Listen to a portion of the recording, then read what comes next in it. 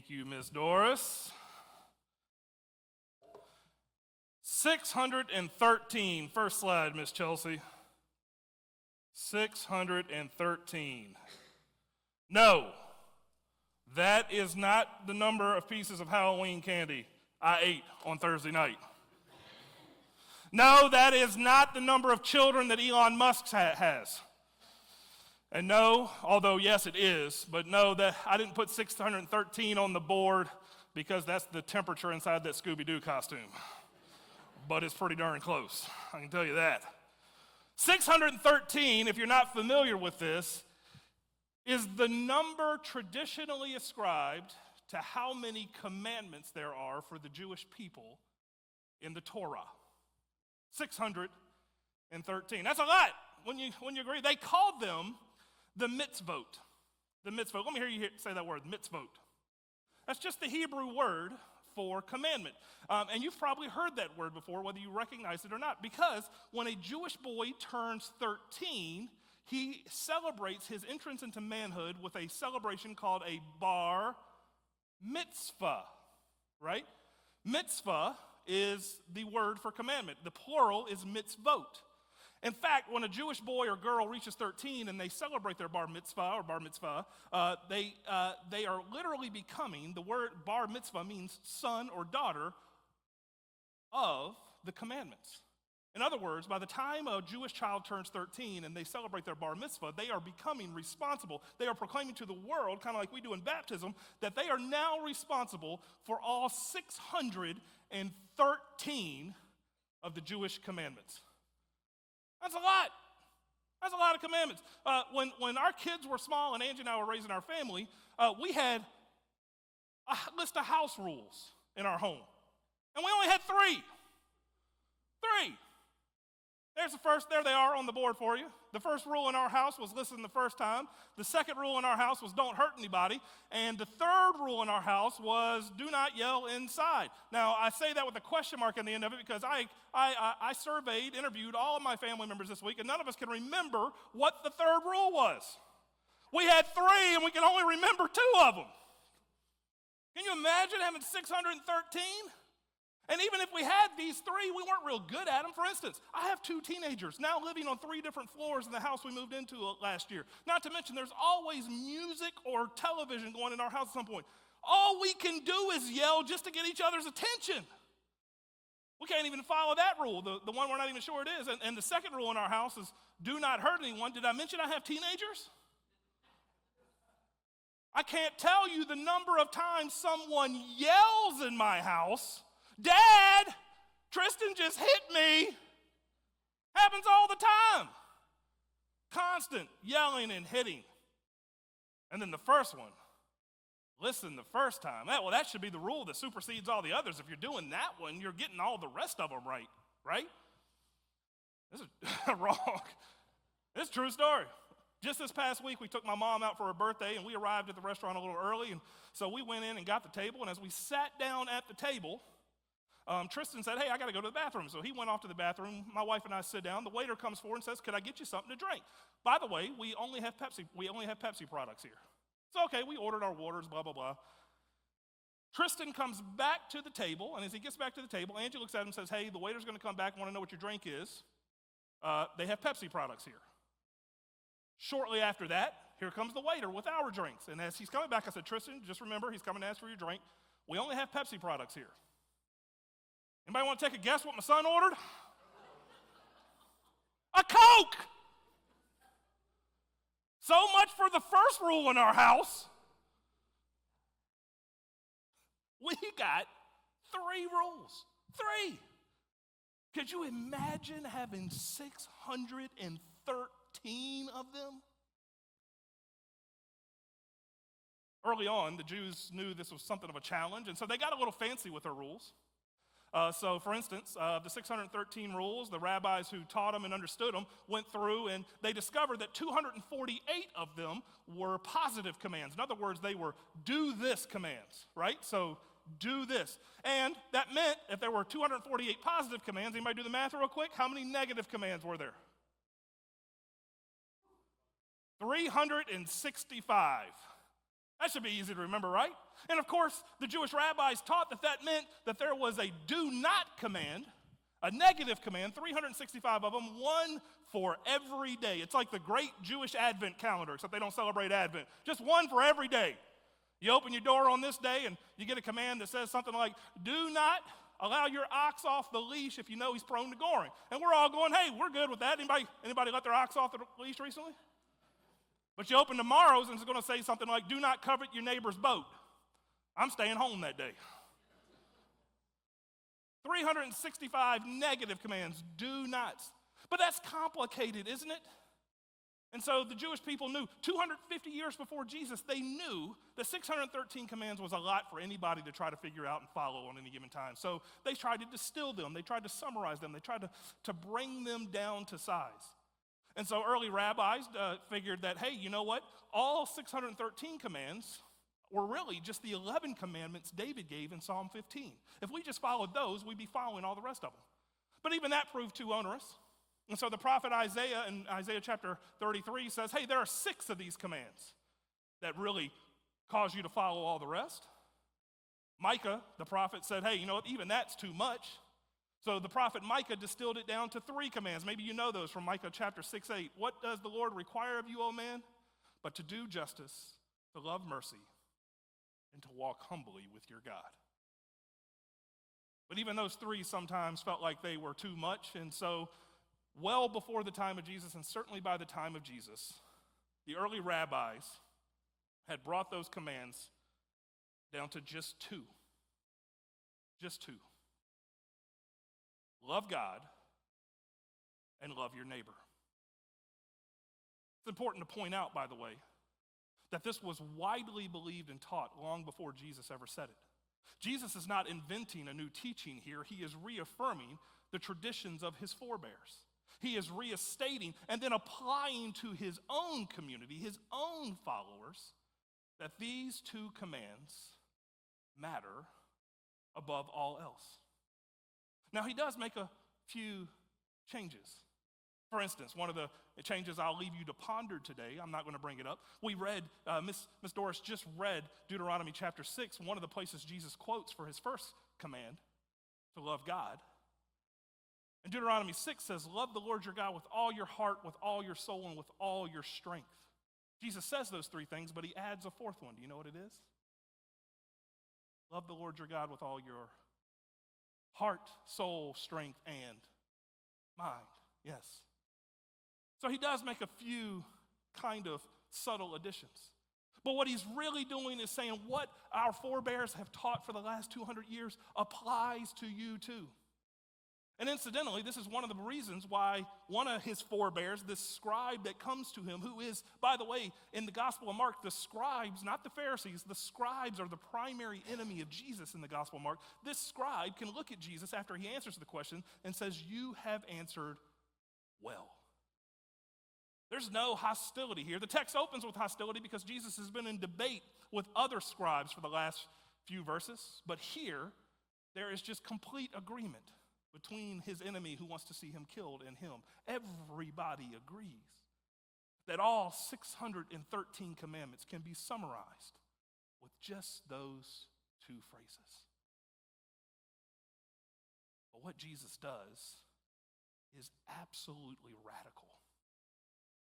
What he is reaffirming is absolutely radical.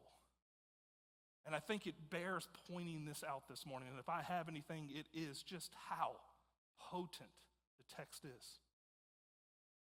Because the scribe, even though we often translate it this way, we mistranslate it, misunderstand the scribe's question as, what's the first commandment? Or what's the most important commandment? But his real question is, the real question he asks Jesus is, what is the secret to the universe? What is the purpose of all of it? His question is not as what's first or even what's most important. His question is, what's the secret of life? You know, physicists have spent the last 100 years looking for what they call a grand unified theory of everything. You can go do your own research on this, but they're trying to figure out ways to unite general relativity, Einstein's general relativity, with quantum mechanics. And they haven't figured out how to do that yet, and they believe if they can bring these two different theories together, they will have a way, a formula, a method to understand everything that happens in the universe. They have been looking for this now for over 100 years. 2,000 years ago, the scribe thought he knew the answer, the grand unified theory of everything, the secret of life. And he wanted to know if Jesus knew it too. And he believes that Jesus has answered it correctly, that all of everything, this is not the first or the most important, this is the definition, a fundamental principle, the central truth of everything. Love God and love your neighbor. But it's even more radical than that. Because Jesus is asked a hard question, but a simple, clear question. And he doesn't give just one answer, does he? He gives two answers. Love God and love your neighbor. That in and of itself, even though it had already been taught before him, even though he's just reaffirming what his culture believes, is in itself a radical idea. Because most of us, in fact, I heard it earlier in this room, that the most important thing for us is to love God. And Jesus had the opportunity to stop right there, but he didn't. Jesus instead says when it comes to this fundamental principle, there are two sides to this coin. The first side, the side we all know well, the heads up side is the love God side. But you can't have the first without having the second. If you don't love your neighbor, then it is impossible to love God. And the rest of the New Testament is going to beat this dead horse over and over again. James is going to say later on in the Bible, you can't look at your neighbor who is cold and shivering outdoors and say, "Be warm, I love you," without offering them your coat. If you say the first and don't do the second, you're lying on the first. The writer John, the apostle John, is going to say in his gospel, or in his letter later on in the Bible, that if any man that looks at his brother or sister and hates them, has animosity towards them, bitterness toward them, cannot say that they love God, because that person looks like God. They bear the image of God. Over and over again in the scriptures, Jesus is going to reaffirm this radical idea that to love God is to love our neighbor, and to love our neighbor is to love God. Which is what prompts in another gospel, the Gospel of Luke, after Jesus makes this exact same teaching. After Jesus makes this exact same teaching, for one of the Pharisees to go, "Well, then who is my neighbor?"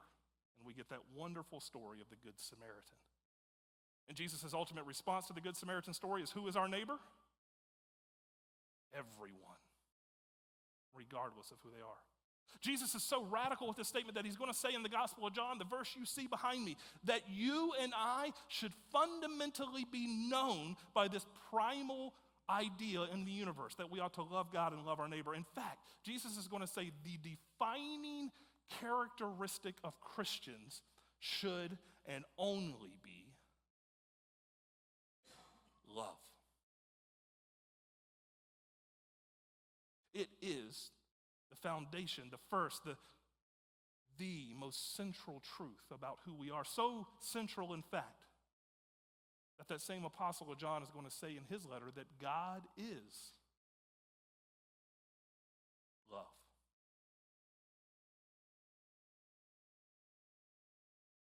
You know, I don't teach a lot of practical, applicable sermons around here.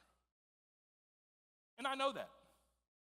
I don't often teach you how to have a better marriage or how to have better relationships with your children. I don't often teach you in terms of how to take some truth or some fundamental next steps in terms of your walk with Jesus. I don't do a lot of that. And I don't do that because I feel like my job, part of what I'm called to do, is to proclaim the gospel, to remind you over and over again of who Jesus is and what he calls us to. And that it's your job to hopefully find something in what I've said, if I've said anything worth anything, to go home and do the work yourself, to read the scriptures yourself, to figure out what it looks like to live out these truths. In other words, I trust you. And so I don't often give you 3-point sermons. I don't often give you detailed next steps. I don't know if you've ever noticed that. I know some folks have, and they've said this to me. And I know sometimes I probably need to be more clear with you and tell you exactly what you should do in response to a teaching. But I generally don't. But I am going to come close to that today. This is a big week in our society, isn't it?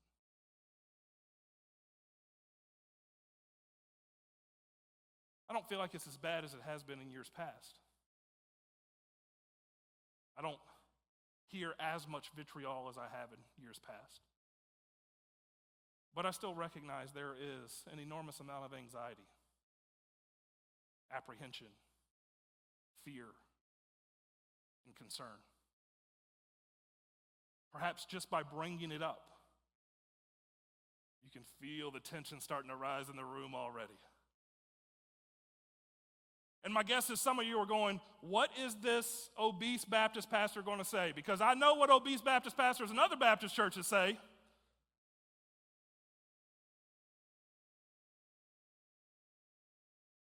Other than the obese part,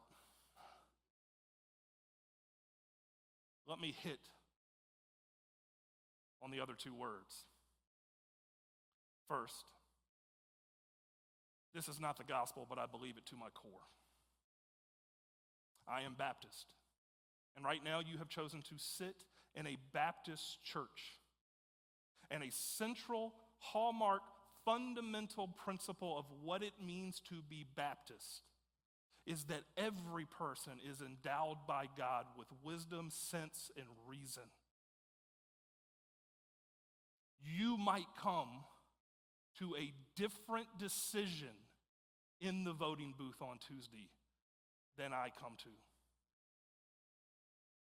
And that is okay.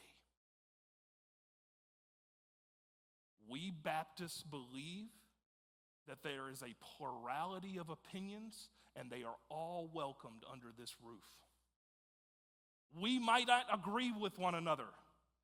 And the messiness of the Baptist way, if you've ever been to a Baptist business meeting, is that we might voice those disagreements, sometimes strongly. But I trust you, because of this Baptist idea, that you are doing your homework and due diligence, that you know what your values are and you know what you believe the gospel says, and that you bring all of that with you to the voting booth on Tuesday.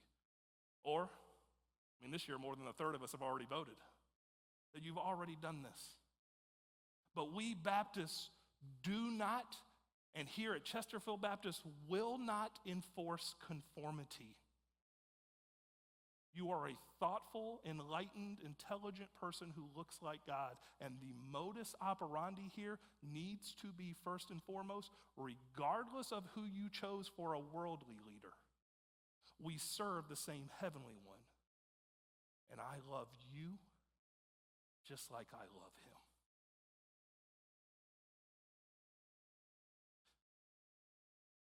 That being said, man, we get caught up in this worldly kingdom. One of my favorite pastors in the world is a guy named Brian Zond. He has a church out in Colorado, and Brian has a really unique story. He's in his 60s now, and he started a church called Word of Life Church. And by the way, he's written a number of books, and it is my opinion that every Christian in America should read every book he's ever written. Several years ago, when our politics really got ratcheted up and we became as divided as we are in the mid-aughts all the way into our current position or current time, Brian began saying to his church over and over again, we need to keep the kingdom first.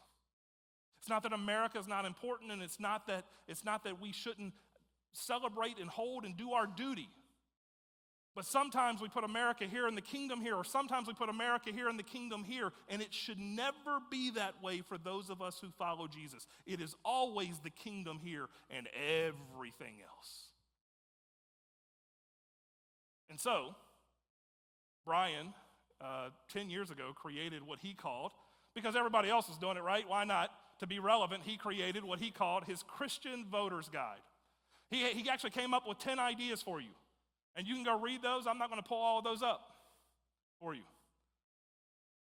But you know, it's hard to tell folks how to engage in civil society without coming back to this notion of love. And so I want to point out, he couldn't help but a third of his principles for Christian voters. He could not help but create 3 of them around this idea of love. And I want to share them with you. The first is this. The bottom line for political parties, fundamentally, is power. But the bottom line for you and me as Christians is love. And therein, he says, lies the rub. Because we want certain people in power. We want to see our values enacted and enforced. We want to see other people made subject to the things that we think are right. But yet we serve a Savior who was not coercive in any way. Ever. He invited people in, like we talked about Bartimaeus last week. He didn't go up to a blind man and tell you, here's what I'm going to do for you. He went up to a blind man and said, what do you want? And not only did our Savior not pursue power, but he was crucified on an instrument of Roman political power. He yielded and gave up himself, Christians. He didn't fight. He bore. This is a hard truth for us. But our pursuit is a king and a kingdom, not Washington, D.C. And every step of the way of what we do, whether we win or lose, should be permeated by loving God and loving neighbor. Because let's tell the truth. Tuesday evening, Wednesday morning, we might discover that it didn't come out like we wanted or like we voted. And what's next? We have to ask the question, because we're going to see all of the fallout and all of the potential trauma and damage or whatever else might come. And we're all too often keen to be swept up in it. But just as love should lead us into the booth, it has to lead us out of it. So Brian says, if your political passion makes it hard for you to love your neighbor as yourself, you need to pull it down a notch. I don't know what you've said or who you've said it about. I know what I've said and who I've said it about, to my shame. And it doesn't take much for us to figure out what it sounds like for us to speak lovingly. By the way, later on in the New Testament, the Apostle Paul will tell his followers that they need to learn to speak the truth in love. And what's fascinating to me about that, because I've been with Christians a long time, and we divide those two things, right? We love to tell people the truth, right? I had someone not too long ago remind me that I was fat. I know I'm fat. I see myself every morning in the mirror. That's okay. It don't hurt my feelings one bit. I know who I am. But it wasn't said lovingly. And sometimes we think love means we got to be soft and sympathetic. Sometimes we think love means we can't tell people the full truth.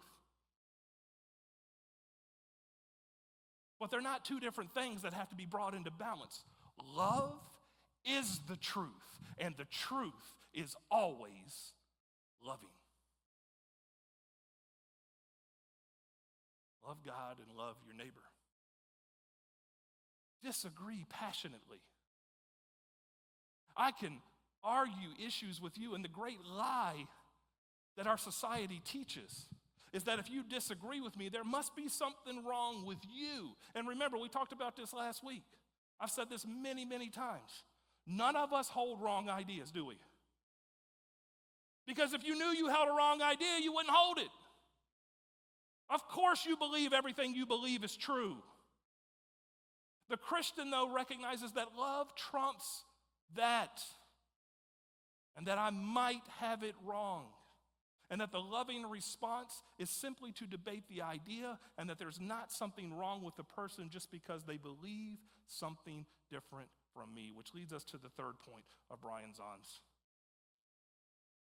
It's more important that your soul be filled with love than it is for your team to win the game. Wednesday morning's coming. Brothers and sisters, there's only two options. There's only two possible outcomes. Can we agree on that? I mean, those two possible outcomes could get messy any way they go, but there's only two possible outcomes. He wins or she wins. You can prepare right now. You can give thought and prayer and energy right now to how you're going to respond lovingly. Or you can be anxious, nervous, apprehensive. Wake up Wednesday morning and throw your coffee cup across the nook and enter into a political discourse that is fraught with character assassination and anything but love. And it ain't gonna change nothing even if you do. But you're gonna have a broken coffee cup and some mess to clean up.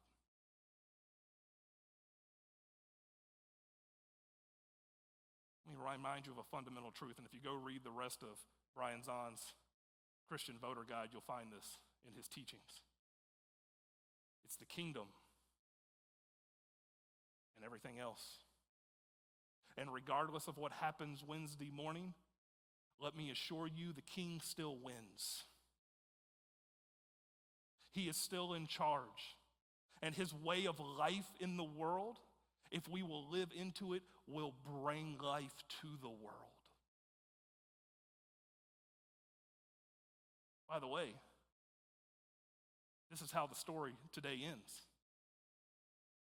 Isn't it radical to think that to love God, the thing we often associate with being first, I have to love my neighbor? That what it comes down to is how I interact with you, and if I interact with you in a loving way, I'm loving God. That is a radical, fundamental statement. So much so, in fact, that after Jesus answers the question, the scribe reasserts the answer. He restates it. And then he says, this teaching is more important than sacrifices. What he says is, the scribe says, Jesus, you've answered well. You can go look at this in the text. If you want to look at it right now on the Black Pew Bibles, page 1576. He says, that's right. Loving God and loving nature is more important than what you do in this room on Sunday. It's more important than your worship. God would rather see you love your neighbor more than he'd rather see you come in here and sing your hallelujahs and put your money in the plate. By the way, please put your money in the plate. He would rather see that. That is a radical, fundamental statement. And when the scribe restates it, you can look at the end of the text. Jesus says, you also have spoken well. And you are not far from what?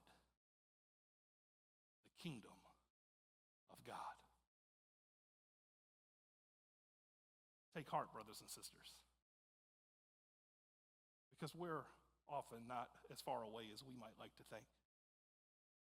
One of my favorite pastors, a guy named John Ortberg, wrote a book years ago where he reiterated the point that God is closer than you think. And I think sometimes if we would open our eyes and pay attention, we would see that. Maybe you read my news article that just came out. But man, I got to see it in the last week. I got to see a community of faith be selfless and generous, empty itself for the sake of others. All because of love. Chalkley Elementary School, just 12 miles from here, is one of the poorest elementary schools in Chesterfield County. 100% of the kids there get free breakfast and lunch every day, just to make sure that they get to eat. And over the last couple of weeks, our church has collected pumpkins and coats for those kids to make sure that they can enjoy a holiday the rest of the culture gets to enjoy, and they also get to stay warm through the winter. And boy, did you show up. You can see our team here in these photos last Monday collecting these pumpkins. We collected, by the way, between what you donated on Sunday and what we picked up at Chesterfield Berry Farm, something like 350 pumpkins. Every first grader and kindergartner at Chalkley Elementary School, which is what they requested, got to have a pumpkin. And our volunteers didn't just show up on Monday afternoon this past week to collect those pumpkins. They showed up Tuesday morning to deliver them and set up a pumpkin patch. And then on Wednesday and Thursday, those kids got to go enjoy that pumpkin patch. As I said in my newsletter article, I have the good privilege of, just by virtue of what I get to do, of getting to witness some of this stuff and to witness your heart, your love, and your generosity poured into kids. And I'm going to tell you, I texted my wife from the middle of Chalkley's courtyard on Thursday. Man, I wish every week got to be like this. We donated almost 100 coats and then got to hear how their school system is going to distribute to those coats to the most needy children there who absolutely have to have them. You see our volunteers here holding up some of those coats that you gave. Then I got to be in that courtyard when 5- and 6-year-olds swarmed it. And Miss Capito, who was our point of contact there, told those kids, you guys get to go pick out the perfect pumpkin. And every one of those kids, I ended up being stuck bagging up their pumpkins. They brought their pumpkin to me, and I got to put it in a little Food Line bag. And almost every one of those kids would come to me and go, Pastor Sammy, is this the perfect pumpkin? And I was like, you have made an excellent choice. By the way, I've already talked about my parenting failures. I told some of the parents I met there, can you take my kids for a while? Because these are the most well-behaved, mannered children I've ever been around, and I have clearly not gotten some things right. I'm going to be great. My kids are amazing. My kids are great. But to see the smiles, to see the joy that your love provided. And as I said in my newsletter article, those kids might have said, thank you, Pastor Sammy. But just so you know, there's a bulletin board in Chalkley that says that. Because of you.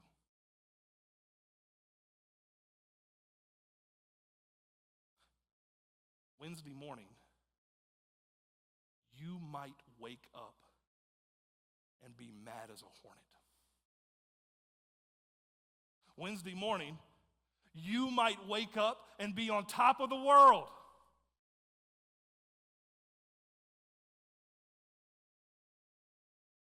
Let me lift you up and burst your bubble. Neither one of them are Jesus.